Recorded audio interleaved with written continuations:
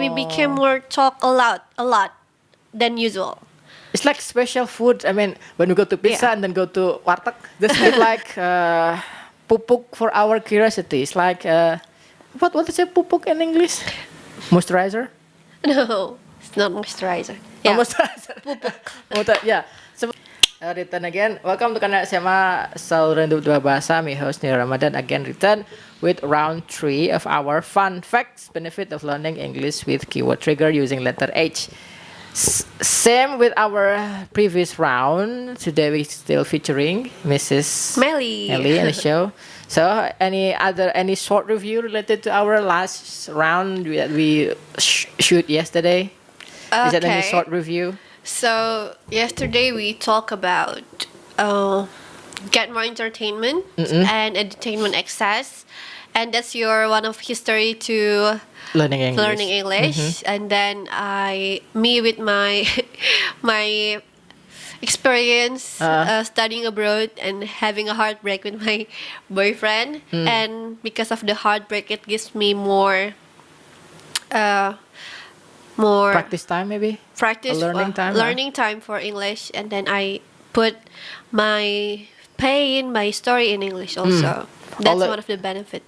All these experiments, all the experience become valuable in our learning experience in the future time, right? Okay, today we're going to discuss again about 10 facts of benefit learning English, and my turn will be fact number 5. Fact number 5, benefit of learning English is cure for madness, and that's of course for human. So fact number 5 is after combining human and cure for madness. Okay. As we are all know that human has physical and psychological needs, and sometimes humans get insane when they are take decision, and their decision the stress when they take decision when event happen, they have to take decision, and the decision they take turn to be something ugly in the future. They become sad or mad or become frustrated, and then many of the things turn to drug, alcohol. They go to the sideways. They go to the the event, the failure that they take beat them up, and they become a loser. But some of them because they become loser, I think, because they take a wrong cure for their madness. Yes. They turn to drug, they turn to alcohol and something like that.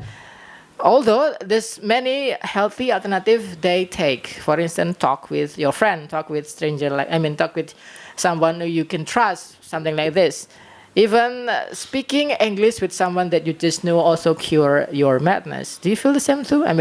Do you think conversation like this like fulfilling our social needs to interact with other humans? Yes, I do feel like it helps when we communicate, because when we communicate, like we have the connections between both human, both people. Fulfill our mental needs, maybe like that. Yes, I do feel relief when I can talk to someone. It's like breakfast for our soul. Yes, it is it's kind of like that.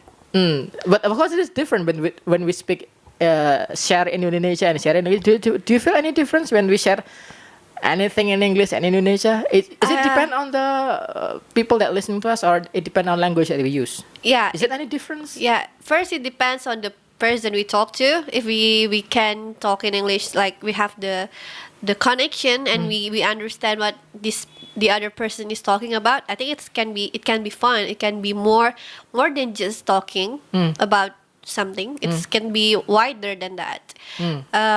I think the difference between talking in English and Indonesian, like telling stories or anything, I think it's because it's very rare to have someone to talk in English. We became more talk a lot than usual. It's like special food. When we go to pizza and then go to warteg, when we go to warteg, we can feel full, but it's not special. Yeah. And then we go to pizza maybe once a month, it becomes special because it's rare. Yeah, it can be like that. So, like a rare commodity that we enjoy not all the time. I mean, rarely. Yeah, rarely. Because it's very rare when we can meet someone that we can share and talk to English. We can talk a lot. Like somehow it can be more than just one topic. It can be wide. Because it seems like we keep it to ourselves and then we collected it and when the moment is right, we unlock everything that we just keep. I mean, and then we unlock every vocabulary we use Yes. and then we pour on the table, and then we become long conversation like yes. I do feel that. But when it comes to talking in Indonesia and sharing stories like, aku lagi sedih lah gini. It's just that stories that are telling to other person. But when it comes to English, we, like what I said, we try to give the things that we already learned in English, so it becomes more longer than that. So talking. We can connect little dot that it's hard to connect when we use Indonesian. Even when we use English, it seems the vocabulary is more wide, and then it seems we can see the dot, like long story without we realize 1 hour, 2 hours. Yeah. I think it happens to Indonesian language too, but it depends on the person actually. Yeah, the taste of the language. Also, it depends on the person we talk. And then we happen to have similar likeness, right? With English and we do have some similarity. Okay, I think I just mentioned my story, very short and concise. 𝗘𝗡𝗝𝗦𝗧 is my friend's turn to explain her story. Okay. So you can short, you can just make it conversational like this. Okay, so it's your turn. It's my turn. And the 6th fact is enjoy movie without subtitle. And I have to combine with headache. Headache. Okay, so it's very. It can be. It's very unrelated. It's very relevant, I think, because when we watch movie, Western movie or any movie, but when it comes to English, it's Western movie. Okay. We often there are some of movie that don't have the subtitles, right? Like when we want to have the settings and there are no subtitles, so. We don't have any option. We don't have the option, but have to listen to the movie, and it gives us a headache. Yeah. Sometimes we feel okay. What did you just said? What you just said? Yeah. What are they saying? Then you pause it and then try to understand what was happening. Yeah. So the benefit of learning English is we don't have to feel that headache much when we watch a movie without subtitles. Yes. I think that's all.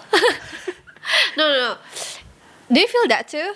I mean, I actually sometimes I can watch movie without subtitles, but I really have to listen. Sometimes I doubt whether my understanding is correct or not. Yes, me too. But somehow we understand, right? I understand. Okay. This is the meaning of. But I doubt. Statement. I mean, is it really the meaning of the? Is it Sometimes when I have to watch a movie with a subtitle, I try to guess, right? I try to rely on my memory and my understanding. And then sometimes it's speak too fast and they're using terms that I don't understand. That's another problem for me. I will go back to this place and then I have to return to another area because I have to find what I just missed, why this come to this conclusion. Yeah. I did not guess it will conclude to this ending and then I have to rewind and to understand the process. Yes. But it was something that also something that supplemental for our learning English experience because the more we learn English, the more like Destiny introduce us with new term, new language that sometimes require more than one explanation to understand that. Something to grasp that. And in terms of movie, we have to connect the dot too, with terms of this context and the storyline and everything like that. Yes, it's pretty struggle. But I think the more advanced we become in this translating movie, automatically with our with our skill and talent, the more what to say, the more lesson we can learn. I think it trigger it like pupuk for our curiosity. It's like what is it pupuk in English? Moisturizer? No, it's not moisturizer. Oh, Yeah. moisturizer.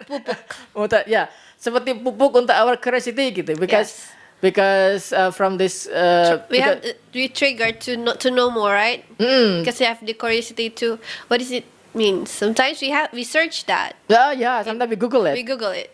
Although sometimes we use, is it right, Tram? And then Google give us how to repair new suggestion, right? And then from that we learn different term, different. Sometimes we have to go to Wikipedia to understand what the meanings of the word and then the story behind this certain word.